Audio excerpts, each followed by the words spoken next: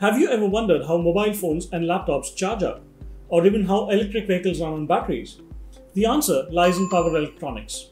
But what exactly is power electronics? Consider a circuit in which you have a physical switch connected to a battery and a motor. When the switch is turned on, the circuit is completed and the motor starts running. The function of electricity is to simply run the motor. The state of the circuit will depend on the physical switch. If the switch is on, the motor will run, and if it is off, the motor will not run. This is a typical analog circuit. Now, if I replace a physical switch with a power electronics component like a transistor, then this becomes a power electronics circuit. That's because we are using an electronic component to control and regulate an electrical circuit. The state of the circuit is now defined by the transistor because the electricity passing through it holds value, on or off. The function of electricity is to no longer just run the motor. It also defines the state of the system. And this is the fundamental concept that drives all electronic circuits. If you are wondering where power electronics are used, then the answer is everywhere. Remember the old fluorescent tube lights that were installed in our homes? They had a choke. When the tube light was switched on, it would flicker a few times before the light would switch on. And we even had to adjust the choke a few times. But this is not the case with modern tube lights, which use electronic ballasts. These ballasts have power electronic circuits which provide the high voltage required by the tube light to turn on. Another example of power electronics is the stepless fan regulators that we have installed in our homes. The older fan regulators that we used to increase or decrease the speed of the fan in steps of 5 or 6. That's because they were designed using resistive capacitors. But that's not the case with the stepless regulators that we have now.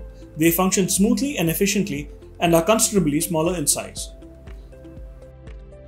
Power electronics allows greater control of how power is delivered to the system. Let's say you order dinner and you're given a full meal that has a little bit of everything. You might end up overeating the full meal, or you might be left wanting for more. You might have wanted a little bit more of one dish, or you might have not wanted one dish at all. The end result will always depend on a number of varying factors. But that wouldn't be the case if you go to eat dinner at a buffet. You can customize your dinner in any way you want in terms of quantity and variety. Using power electronics is just like eating dinner at a buffet. The solution is quick, customized, and efficient. Consider the power available to an electric vehicle. If we have a battery that can supply 100 volts of DC power, we don't have to use all the 100 volts at the same time. The electric motor drive would need to be supplied power in a controlled manner, or your vehicle will go out of control the moment you start it. The auxiliary systems which run on 12 volts will get fried if you supply it with 100 volts. Just like the buffet, each component of the car would need to be supplied with a customized amount of power. But how exactly do they achieve this?